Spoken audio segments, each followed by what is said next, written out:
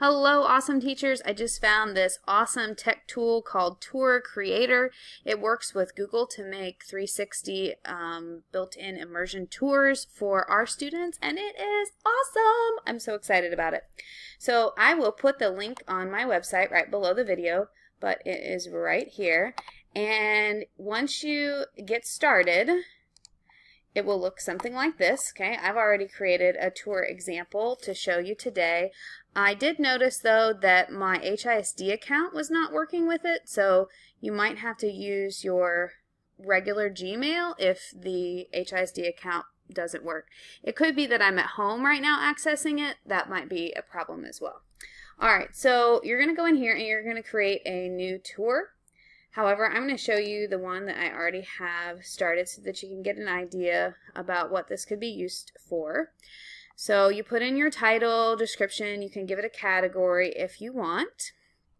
And then you go down here and you can add scenes. I'm not sure the max of scenes that you can add, but I have 4 down here and it's still allowing me to add some. I saw one with 20 scenes, so I think that you can have quite a few. But one of my ideas to use this for world history was to use it for each unit that we do to kind of introduce some of the things that we're going to be talking about. For English, it would be really cool if you were doing nonfiction to make one to represent a book, or even if you were doing fiction, you might be able to have a town that's similar to the one that is in the book or something like that. For science, you can go to national parks, which I'll show you here in a minute. So basically, this is what the scene would look like. We talked about religions a couple of weeks ago, and I told them about the Western Wall, but how awesome would it be to go in here and get a 360 view of the Western Wall? You can also add points of interest. So here's a point of interest that I've added, and you title it whatever you want to title it. You can put a description in. You can also add an image to overlay there, and you can put a site narration in there. So let's say that I want them to specifically take note of this area for some reason. I can narrate that for them, which is super cool. Then the Taj Mahal one that I have here, they can access this, and I noticed that when I added this, there was a link that would allow me to go to Google Maps, and I put it over here in the description for them, and I'll show you how I did that here in just a second. But what's super cool is once I publish this and the students go to it, they will be able to go to that Google map, and they'll be able to get even more images of the place. So let me show you that real quick. Oops, sorry. Alright, so if they go over here to the info, they can grab this link and you simply copy it. They can put it into a new window, and now they have the same image that we just saw, but they can also access other images over here on Google Maps, and some of them are just really cool. If you scroll down here, you might see more 360. These are other images on the Google Maps. Also, they can go to Street View over here and just do a whole lot more with this if you want them to. Alright, so let's go back to this and I'll show you how to add a scene. Oh, and for you science people, look at this, National Park. Woohoo! That's exciting. I'm sorry, I'm so history-minded that sometimes I forget that there are other subjects that are just as equally important. So I was like, we gotta get some science in here and biology. Math people, you're gonna have to help me. I cannot think of any way to incorporate this in your class, but I am sure there is a way. I'm sure of it. And you guys can fill me in on that when you think of it. Alright, so you add a scene right here.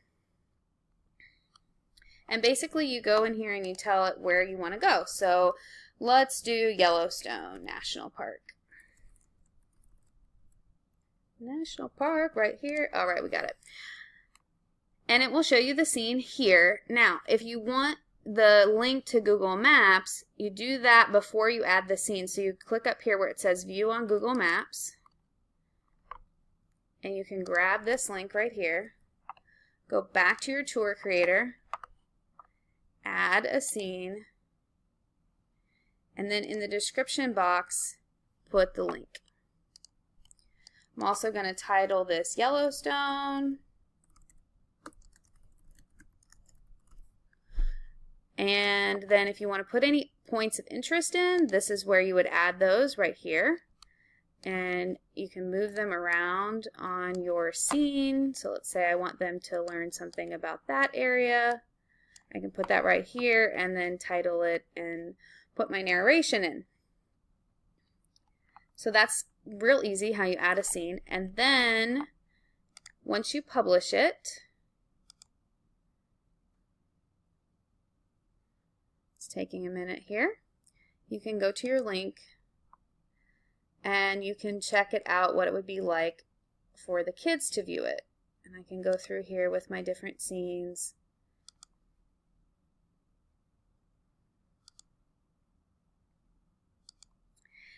And then when we get to Yellowstone, to get to that link, you click on Yellowstone National Park, and there's the link right there for the students to be able to go to an even more in-depth Google Maps experience. Awesomeness. Down here are where they can access all the other pictures and imagery that they have.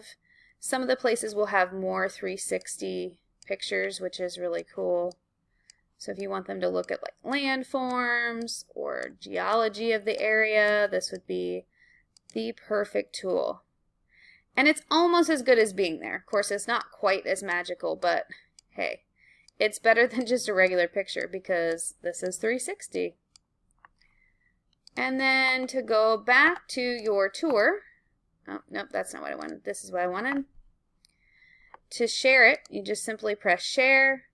You can copy the link, and that's what students would access in order to get to your tour. Pretty cool, huh? So if you have any questions about this tool, please email me at jkwezi@houstonisd.org. I would love to help, so feel free to reach out. And if you'd like to set up something using this tool down in the Learning Commons, I am available to help you with that as well. So just let me know. Thank you for listening.